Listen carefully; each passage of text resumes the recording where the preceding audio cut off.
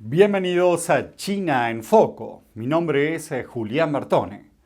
China lanzó recientemente una serie de medidas para estimular su economía en serias dificultades. En esta oportunidad, el Banco Central chino inyectó miles de millones de dólares para impulsar las inversiones. El lunes se anunció la compra de más de 28 mil millones de dólares en bonos del Estado. Y el viernes, además, el Banco Central bajó los tipos de interés para estimular el consumo. Por otra parte, Reuters, citando fuentes, informó que las megaciudades de Shanghai y Shenzhen planean levantar las principales restricciones a la compra de viviendas en las próximas semanas. Los mercados bursátiles de China respondieron positivamente, con su mayor subida diaria desde 2008. Pero ¿es esto suficiente para aumentar la confianza de los inversores para volver a China? Necesitamos de la visión de un experto que nos ayude a entenderlo. Steve Lance de Capital Report de NTD habló con Richard Stern de Heritage Foundation para que nos dé su opinión sobre este tema. Bueno, lo primero que siempre digo es que lo único que pueden estimular los gobiernos son sus propios papeleos y la inflación. Eso es lo único que pueden hacer. ¿Sabes lo que está pasando en China? ¿Verdad? Se trata de un gobierno socialista que desde hace décadas microgestiona todos los aspectos de su economía. Obviamente. Pero lo que eso está significando es que las buenas inversiones, las buenas ideas, nunca suceden. Y así tienes una economía que gira en torno a un eje, donde cada decisión de inversión, y no me refiero a las inversiones financieras, me refiero a dónde se construyen nuevas fábricas, qué tipo de edificios se construyen. Todo ese tipo de decisiones están todas sujetas a los caprichos de los burócratas y políticos dentro del Partido Comunista Chino. Así que lo que ahora sucede es que un tercio de las empresas chinas están bajo el agua. No son rentables, es decir, que no producen cosas de utilidad para la población china. Así que el gobierno chino está imprimiendo dinero para inyectarlo en la economía, con la esperanza de que eso tenga algún efecto. Pero lo que realmente tienen que hacer es desregular y dejar que el sector privado haga lo que mejor sabe hacer. Por otra parte, es extremadamente preocupante saber que Wall Street viene volcando dinero en China desde hace al menos 20 años. Y por lo que tengo entendido, todavía hay muchos planes de pensiones estadounidenses invertidos en la economía china. ¿Qué puede decir a los espectadores que tienen su dinero invertido en el país? Por supuesto, parte de lo que está ocurriendo tiene que ver con una de las cosas más importantes de cualquier economía, que es la estabilidad. Es decir, que se pueda garantizar lo que va a ocurrir, que se pueda confiar en los actores implicados. Pero cuando se trata del Partido Comunista Chino, eso no se puede garantizar. No puedes confiar en eso, y tienes toda la razón. Por desgracia, muchos fondos de pensiones estadounidenses tomaron los ahorros duramente ganados de los trabajadores estadounidenses y los depositaron en inversiones en China.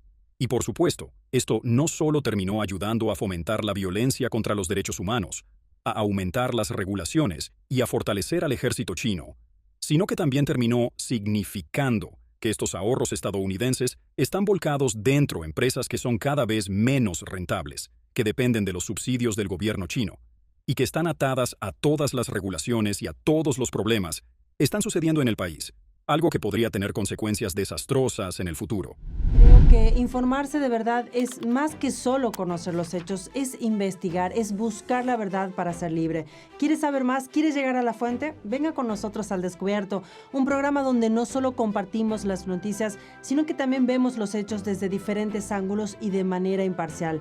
Suscríbase gratuitamente a nuestro canal Al Descubierto y usted podrá tomar una decisión informada. Lo esperamos de lunes a viernes en YouTube y en Epoch TV, 19:30 hora del este.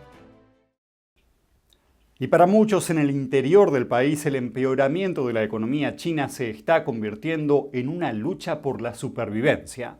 Y estas tensiones parecen estar estallando, con informes que muestran un preocupante aumento de los incidentes violentos, especialmente contra los funcionarios del Estado. Veamos más detalles. En los últimos 3 meses, al menos 6 funcionarios chinos murieron víctimas de atentados. En el incidente más reciente, una joven funcionaria de un pueblo fue asesinada la semana pasada. Al parecer, el atacante era un hombre de bajos recursos de la zona. Otras víctimas son la directora de la Oficina de Finanzas de un gobierno provincial bajo el régimen comunista, además de un juez de un tribunal local y un teniente de alcalde.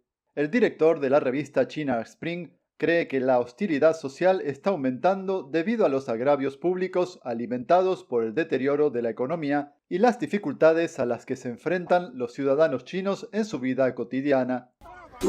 Ahora incluso muchos miembros de la clase media están muy endeudados. En realidad, personas de todas las clases sociales pasan apuros económicos y carecen de oportunidades para conseguir una vida mejor. Aparte de unos pocos altos funcionarios y de las autoridades responsables de mantener el control, a la mayoría le cuesta salir adelante. Está claro que estos problemas sociales acabarán llegando a un punto de ruptura. El activista chino Ye Lijian cree que la violencia tiene su origen en años de opresión y explotación bajo el régimen comunista chino. Muchos funcionarios son excesivamente codiciosos, lo que puede encender la ira de ciudadanos y empresarios. Al sentirse atrapada y sin salida, la gente puede recurrir a medidas desesperadas que en ocasiones desembocan en incidentes violentos. Lijian afirma que la dura situación del país pronto alcanzará también a los ciudadanos de clase alta, como los funcionarios del Partido Comunista. Los antecedentes, motivaciones, causas y consecuencias de estos ataques a funcionarios varían, y no es solo la gente común la que lucha por sobrevivir. Pronto, los funcionarios también se encontrarán en una situación difícil. El activista Ye añadió que muchas personas en China se sienten cada vez más agitadas, ansiosas y enfadadas. Algunos incluso están recurriendo a la violencia contra grupos vulnerables, incluidos los niños, y cree que la opresión y la explotación de los funcionarios comunistas están directamente relacionadas con los incidentes. Saludos desde En Primera Plana, de NTD, el lugar donde buscamos respuesta a tus preguntas, donde tocamos los temas que importan, que impactan nuestras vidas, y no solo vamos a tocar la superficie. Nuestra misión es que tú entiendas profundamente lo que está ocurriendo en nuestras comunidades. Estamos aquí para que no te pierdas lo importante. Míranos en YouTube y en Epoch TV, de The Epoch Times en español, de lunes a sábado a las 10:30 de la noche, hora del este. Te esperamos. Hasta pronto. Pero al mismo tiempo que China pasa por un gran malestar económico, el Partido Comunista Chino destina muchos de sus recursos en seguir aumentando su influencia mundial. Y frente a esto, ¿cómo dificultan estas ambiciones del régimen chino la política exterior de Washington? Para verlo, escuchemos a la delegada de la Comisión Estadounidense para la Libertad Religiosa Internacional. Comisionada Vicky Hartzler, muchas gracias por acompañarnos. Por supuesto, gracias por recibirme. Es un placer tenerla con nosotros, comisionada. La Cámara de Representantes aprobó una ley para detener al PCT. Se trata de la Ley de Protección a Falun Gong, que fue aprobada por unanimidad y ahora estaba esperando en el Senado. ¿Qué importancia tiene esto? ¿Y qué más cree que deberían hacer el Congreso y los gobernantes para reconocer realmente que China no solo viola los derechos humanos, sino que es una amenaza? Ahora tenemos que centrarnos en China.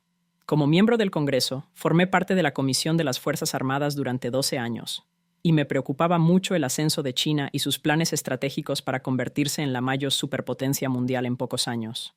Y la cantidad de dinero que invierten en su ejército y los avances que lograron son muy preocupantes, ya que China tiene ahora la mayor armada del mundo, el mayor ejército del mundo, y está avanzando muy rápidamente en la fuerza aérea y en el ámbito espacial y cibernético, por lo que tenemos mucho de qué preocuparnos.